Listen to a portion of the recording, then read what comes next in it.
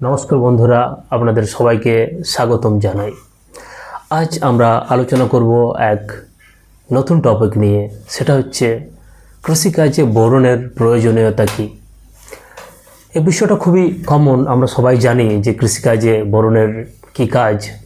তথাপি আমি আবার আলোচনা করব যে সমস্ত কৃষকরা জানেন না যে বোরনের কী কাজ, তাদের জন্য এটা, এবং যারা জানেন তারাও একটু নিজেদেরকে সঙ্গে আলোচনা করে আপ টু ডেট হয়ে যেতে পারেন যে এর কী কাজ এবং কোন সময় একে প্রয়োগ করা উচিত এবং কী ধরনের সমস্যা থেকে আমরা মুক্তি পাবো বোরন দিয়ে পর। অনেকেই আমাকে বলেন যে দাদা সবই তো দিচ্ছি, ইউরিয়া দিচ্ছি, পটাশ দিচ্ছি, 10-26 দিচ্ছি, কিন্তু গাছের ফলন হচ্ছে না, ফুল ঝরে যাচ্ছে, কেন ফল ধরছে না, কেনই বা ফল ছোট হয়ে যাচ্ছে? এর পিছনে কি কারণ? এর পিছনে কারণ হলো বোরনের অভাব। ফুল আসছে, জালি আসছে, কিন্তু সেই ফুল জালি লাগছে না, ঝরে পড়ে যাচ্ছে। আমরা যতই সার দিই, যদি এই বোরনের ঘাটতি থাকে তাহলে কিন্তু আমরা সঠিক ফলন পাবো না। বোরন হলো গাছের এমন এক মাইক্রোনিউট্রিয়েন্ট যা খুব কম পরিমাণে লাগে, কিন্তু যদি না থাকে, এটার যদি ঘাটতি থাকে, তাহলে কিন্তু অনেক রকমের সমস্যার সম্মুখীন হতে হয়। ঠিক মানুষের শরীরে যেমন ভিটামিন লাগে অল্প, কিন্তু যদি এটা না থাকে শরীর দুর্বল হয়ে যায়, তেমনি বোরনও গাছের ভিটামিনের মতো। সবচেয়ে বড় কথা হলো বোরনের প্রধান কাজ ফুল ধরা আর ফল বাঁধানো। তাই বোরন ছাড়া ভালো ফুল, ভালো ফল আসা একটু জটিল। অনেক সময় আমরা দেখি যে গাছে প্রচুর ফুল আসে, কিন্তু কয়েকদিনের মধ্যেই সব ফুল ঝরে যায়, আর তখন আমরা ভাবি আবহাওয়া খারাপ, পোকা লেগেছে, কিন্তু আসল কারণ অনেক সময় বোরনের ঘাটতি। টমেটো, বেগুন, লঙ্কা, শসা, তরমুজ, আম, লিচু এইসব ফসলে বোরন খুব জরুরি। বোরন থাকলে ফুল ঝরে না, ফল শক্তভাবে গাছে ধরে থাকে। অনেক সময় বোরনের অভাবে গাছের ফল বাঁকা হয়ে যায়, কখনো বিকৃত শেপ দেখা যায়। এই জিনিসগুলো থেকে মুক্তি পাওয়ার জন্য বোরন অবশ্যই প্রয়োগ করা প্রয়োজন। বোরন প্রয়োগ করার ফলে গাছে ফল হয় বড়, চকচকে, সমান আকার হয়, ফল ফাটে না, ভেতরে ফাঁপা হয় না, এবং এই ধরনের শাকসবজি বাজারে নিয়ে গেলে খুব সহজে বিক্রি করা যায় এবং ভালো মূল্য পাওয়া যায়।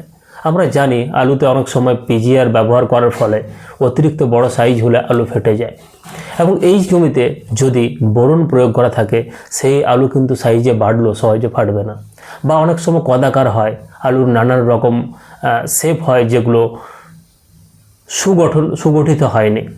যদি বোরন প্রয়োগ করা থাকে তবে আলুর ছাল যেমন হবে পুরু, তেমনি আলু হবে খুব সুন্দর গোল চকচকে, এবং আলুর খোসা সাদা দপদপে হবে, এবং সেই আলু সহজে ছাল কাটবে না। বোরনের এটাই কাজ। বোরন জমিতে প্রয়োগ করার সঙ্গে সঙ্গেই আপনারা দেখতে পাবেন যে গাছের পাতা চকচক করছে, পাতা খুলে গেছে, খুব সুন্দরভাবে সালোক সংশ্লেষ হচ্ছে, এবং এর কাজ অনেক রকমের। আর একটু গুরুত্বপূর্ণ কাজ হলো বোরনের গাছের ভেতরে খাবার চলাচল করানো। গাছ পাতা দিয়ে খাবার তৈরি করে, কিন্তু সেই খাবার যদি ফল বা শিকড়ে না পৌঁছায় তাহলে ফল সহজে বড় হবে না। এই খাবার পাতা থেকে ফল পর্যন্ত পৌঁছাতে সাহায্য করে বোরন। বোরন না থাকলে খাবার মাঝপথে ধীরে ধীরে যায় এবং গাছের মধ্যে দুর্বলতা দেখা যায়। বোরনের অভাবে কী কী লক্ষণ দেখা যায়? বোরনের অভাবে নতুন পাতা কুঁচকে যেতে পারে, পাতা ভগ্ন দেখা যেতে পারে, ফুল ঝরে যায়, ফল বিকৃত হয়, ফলের ভেতরে কালো দাগ পড়ে, অনেক সময় শিকড়ের ঠিকমতো বৃদ্ধি হয় না। এই লক্ষণগুলো দেখলে বুঝবেন গাছ আপনাকে বলছে বোরনের প্রয়োগ করতে। এখন প্রশ্ন, বোরন কিভাবে দেবেন?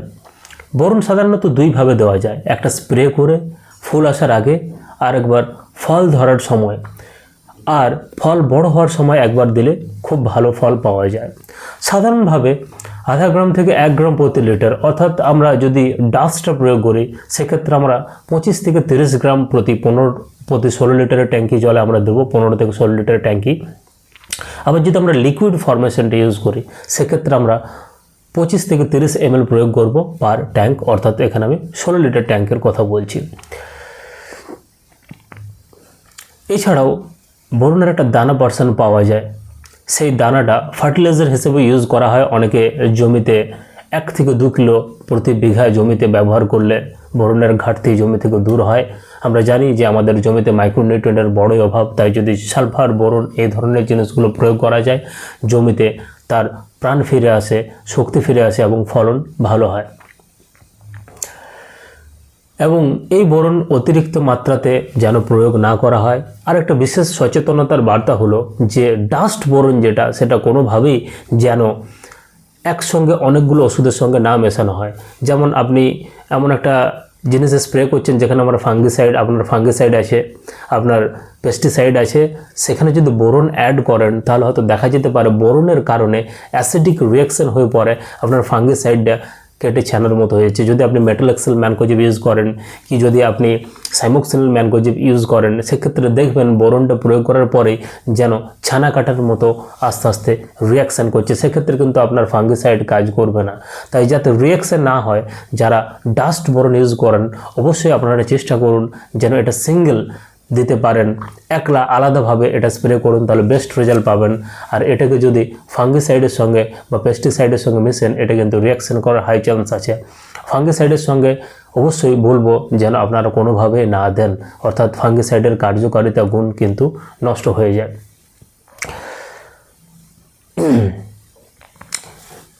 আজকের ভিডিও এখানে শেষ করছি। ধন্যবাদ জানাবো আপনাদের। অবশ্যই লাইক করবেন, কমেন্ট করবেন এবং বন্ধুদের সঙ্গে শেয়ার করে দেবেন। এবং আপনি যদি এই ধরনের ভিডিও আপডেট পেতে চান তো চ্যানেলটা সাবস্ক্রাইব করুন। ধন্যবাদ।